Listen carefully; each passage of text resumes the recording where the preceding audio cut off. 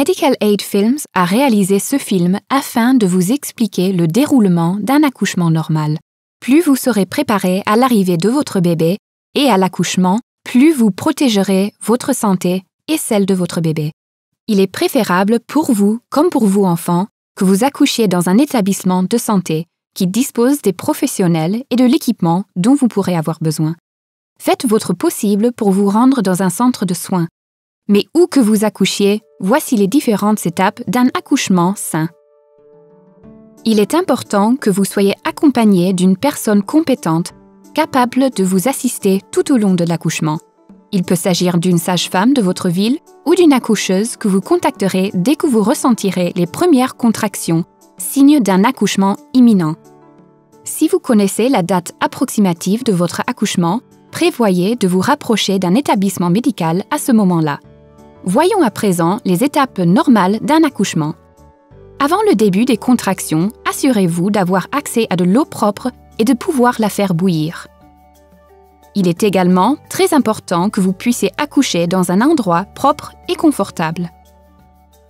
La sage-femme présente à vos côtés apportera ce dont elle a besoin pour vous aider tout au long de l'accouchement.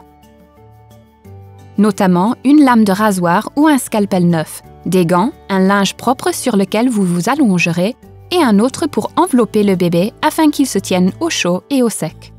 Si vous n'avez pas le temps de vous rendre dans un établissement de santé, pensez à préparer toutes ces choses avant votre accouchement.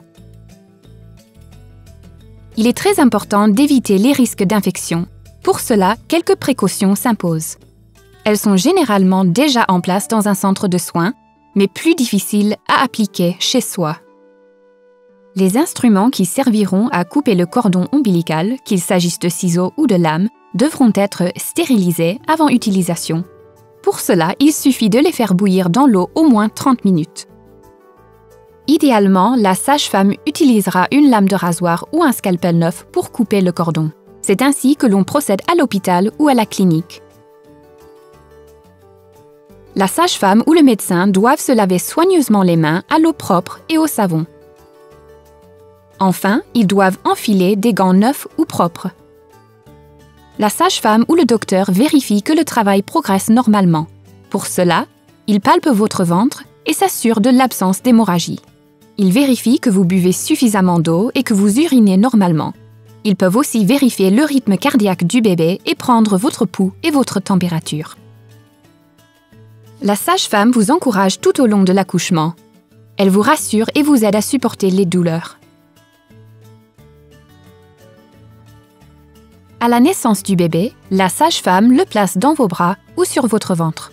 En tenant le bébé contre vous, peau à peau, vous l'aidez à mieux réguler sa respiration et son rythme cardiaque. Il reste bien au chaud. Puis la sage-femme sèche le bébé et vérifie qu'il respire normalement. Le bébé doit alors être enveloppé dans un linge propre et sec. Vous pouvez le garder contre vous. Assurez-vous que sa tête est bien couverte pour ne pas qu'il prenne froid. Avant de couper le cordon ombilical, la sage-femme doit se laver les mains à nouveau et enfiler des gants propres. Elle pince ensuite le cordon fermement entre deux bandes de tissu propres avant de saisir une lame de rasoir ou un scalpel stérile et de couper le cordon entre les bandes. Il est important de mettre le bébé au sein rapidement après sa naissance, puisque cette première tétée protège le bébé des infections. Cela vous aide aussi à expulser le placenta plus rapidement. Le placenta doit s'expulser de lui-même dans les 30 minutes qui suivent l'accouchement. Si ce n'est pas le cas ou si une forte hémorragie apparaît et que plus de 2 linges ou kangas sont tachés de sang, vous devez consulter un médecin le plus rapidement possible ou vous rendre dans un centre de santé si vous êtes chez vous. Une fois le placenta expulsé, la sage-femme vérifie qu'il est entier et qu'il a été expulsé dans sa totalité. Une expulsion partielle risque de provoquer des infections et une hémorragie. Si cela se produit, rendez-vous rapidement au centre médical le plus proche. Enfin, la sage-femme examine votre état de santé et vous explique comment nourrir et prendre soin de votre bébé. Voici les étapes d'un accouchement normal. Il est préférable pour vous, comme pour vous enfants, que vous accouchiez dans un établissement de santé qui dispose des professionnels et de l'équipement dont vous pourrez avoir besoin. Mais où que vous accouchiez, l'important est que votre accouchement suive ces étapes afin que vous et votre bébé soyez en parfaite santé.